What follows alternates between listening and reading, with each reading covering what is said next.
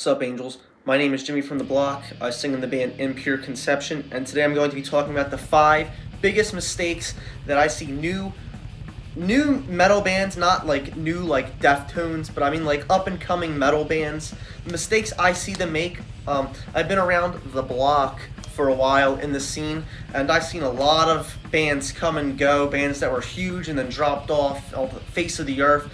So I'm going to be going over 5 things that I've really picked up that could really just kill bands before they even start. If you haven't already, please do subscribe. I just hit 10,000 subscribers, and I am very fortunate for that. You guys rule. It's been a long 5-year journey, but here we are. Number 1, biggest mistake, titling your music demo number 1, demo number 2, demo 2025. Instantly kills. No one is going to click on that if it says demo 1, demo 2025. Some examples: Mortician, first one, demo number 1, 90. Compare that to Mortician, Zombie Apocalypse. Like, which one am I going to click on if I'm going to figure out your band? Like, it's not 1990 anymore. We're not sending the demos into, like, Metal Blade Records and, you know, like, oh, here's demo number 1. Like, there's a sampler. Like, no one's doing that, you know?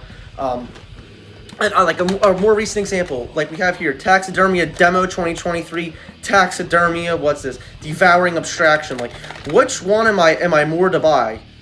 Like, if this had a different title, I'd want to click on it instead of I would just click on this. Why would I want to hear Demo 2023? Like, it's outdated. It's from 2023. That's 3 years ago, you know? It's if the demo said something differently, then it'd be the case. I'd want to click on it more. But that is something that I see a lot of bands just destroy their startup with. You know, you have this beautiful music, no one's clicking on it. It doesn't look good on my shelf compared to, you know, other things. The second biggest mistake up and coming metal bands make: they have no shirts, no CDs, nothing to buy when they release their album.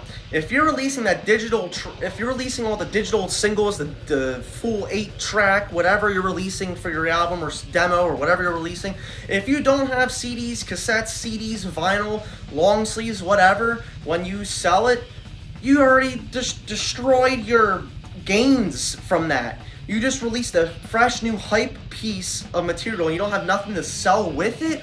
What are you doing? You gotta have all the links to the things that you're selling. If you sell the CDs or the shirts, you know, a week, 2 weeks, a month after, the hype already died down. People who already listened to it, they already listened to it. They're hyped up. The hype's gone now after that week. It's that initial spontaneous reaction for humans when they listen to something cool. It's like, oh wow, this is awesome. Let me go see the shirts when I'm like listening to it. Now, since they listen to it and they don't have any shirts to buy, they're not going to re-listen to it and buy the shirts a week after unless you're really good. And you're really big, but you're a new and upcoming band. That's a big mistake. You already lost your gains. Number 3, riding a wave or a trend that's been around for a year. When you do this, you have no solid fan base. People only care about the trend. They don't care about you. That's what a lot of bands mistake. You know, like in the brutal death metal, a lot of the hardcore stuff's becoming trendy. You know, all the glowing logos, the metalcore artwork. That's a trend. The bands that do it on Instagram, I see, they get like 2,000 likes. And then the next day, they're forgotten. You don't want to be like that. You want to build a solid fan base because guess what? When that trend dies, it's dead. Let's think about the caveman death metal trend that happened with bands like Mortician, Maggot Stomp. There's like 90% of them are gone flat. Only the 3 biggest bands survived that. If you think about like metalcore, like Rise Records, like what bands from Rise Records are still relevant? None. You know, Sumerian Records, any of that. Do not ride trends. Be creative. Be original. Don't think that a trend is going to give you gains from followers. They're dead followers, and you might as well have bots. They don't care about you after the trend, you know? People don't realize that. They think that an instant trend is going to blow up their band. It's not. You are going to get a lot of likes and followers and a lot of views on your music, but no one is going to care about it after the band. And then when that happens, it looks like you fell off the face of the earth, because then when the trend dies and you release the like other album after that, you don't get as much popularity and you don't get much gained, you don't get that much traffic on your numbers, and then for the, casual person, it's like, oh wow, they fell off. Duh. Big mistake number 4. Playing shows with the same niche genre over and over and over again. You keep playing the same local bars with the same local bands. Straight to the eraser, straight to the shredder. Click delete. Spread out. Brutal death metal bands. Play with a beatdown band. Thrash bands. Play with hardcore punk bands.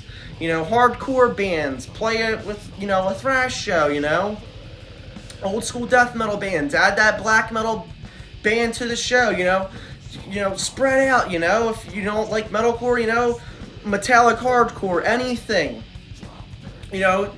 Create the scene, gather out, get people into why they should be into death metal, why they should be into metalcore, why they should be into anything, any style of genre of music that you are trying to get people to listen to for you. Branch them out. Number 5, not subscribing to Jimmy from the Block on YouTube. Big mistake. You missed the best bands that are the most brutal bands, the best grindcore bands, the best brutal death metal bands ever on my channel. But for number 5, pretty self-explanatory, but having an ego, being arrogant, being mean, acting like a jerk, people think that, haters make you famous. When you do that and you're not someone big, again, this is people starting out, it's different from someone like me or like, J-Dog, who are, have this online persona where we, josh bands and, we say things like poser this, poser that, and we get popular from doing that and we get gains. You are not me. You are not J-Dog. You're not us, It's only going to kill you. No one's going to want to buy your stuff. No one's going to want to go to your shows. And then when your name pops up on a post for the band, they're going to be like, wow, that's that meanie head. I'm not going to listen to that. I'm not going to support that. That's going to stunt your growth. Stop following people on Instagram and instantly unfollowing them. People pay attention. They're like, wow, this new album came out by these guys. I don't care because they keep following me and unfollowing me. I don't like them. And no one's gonna like the music anyway if you do that. It's you might as well pay for bots if you just want followers, like fake followers, because that's all it is. No one actually cares to listen. You want to build a significant, strong fan base, not just trend hoppers, not just fake people, not just something that just creates a bunch of clicks on your channel or whatever you're trying to do in music, your album or CD, anything.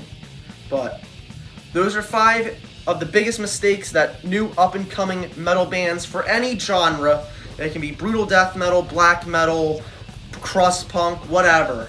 Alright, this is for all of you, but click that bell for more notifications. Once again, please click the subscribe button. I really do appreciate it. And until next time, peace out. And I also have new Impure Conception announcements to make very, very soon, which I'm very excited for.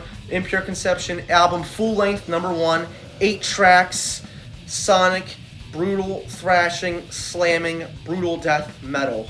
So peace out. Yeah.